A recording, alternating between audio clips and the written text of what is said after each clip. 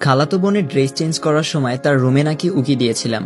সেই অপরাধে আজ 3 দিন ধরে একটা ঘরে বন্দী আমি, আটকে রাখা হয়েছে। 3 দিনে কোনো খাবারও দেয়নি। মেঘলা আমাদের বাসায় থাকে, তাই ব্যাপারটা পরিবারের মধ্যেই আছে।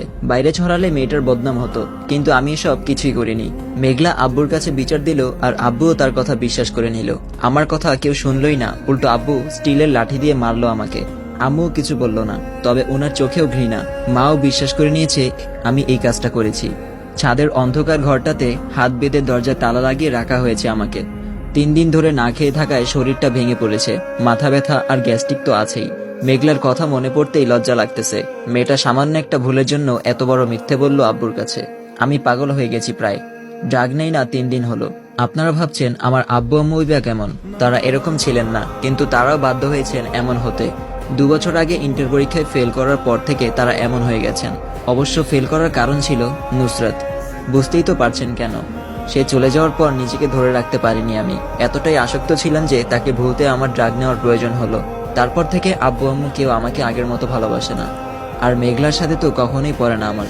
কোনো একটা ভুল পেলেই সে আমাকে শাস্তি দিয়েই যাবে। ছোটখাটো থেকে হলেও এবারের শাস্তিটা একটু বেশি হয়ে গেছে। আব্বু যখন আমাকে মারছিল তখনই তার দিকে তাকাইছিলাম। তার মুখে স্পষ্ট হাসি দেখতে পেয়ে আমি আর তাকাইনি। চোখ নামিয়ে নিয়ে মার সহ্য করছি। প্রত্যেকটা আঘাত চোখ থেকে রক্ত কান্না বের করে এনেছে। বারবার বলেও কাজ হয়নি আমি মাদকাসক্ত, করতেও পারি। আর মেঘলা ভুল বলবে না, এটা তাদের ধারণা নয়, বিশ্বাস। যেই সময়টায় আমার পরিবার সাপোর্ট দরকার, সেই সময় তারা আমাকে বন্ধ রুমে আটকে রেখেছে। দম বন্ধ হয়ে আসছে সত্যি। তৃষ্ণায় গলা শুকিয়ে গেছে। এক ফোঁটা পানিও নেই ঘরে। অবশ্য বৃষ্টি হলে একটু পানি পাওয়া যেত, উপরে একটু ফুটা আছে, ওখান দিয়ে পানি পড়ে।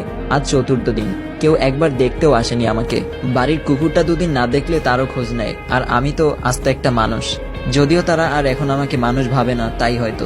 এইভাবে কয়টা দিন কেটেছে জানি না, কারণ যখন আমার জ্ঞান ফিরল তখন দেখি আমি নিজের রুমে শুয়ে আছি। প্রচন্ড ক্লান্ত লাগছে, নিজের শরীরটাই আলগাতে পারছি না। শরীরের প্রতিটা অংশ ব্যথায় জর্জরিত। কিছুক্ষণ পর দেখলাম মেঘলা আমার রুমে এলো।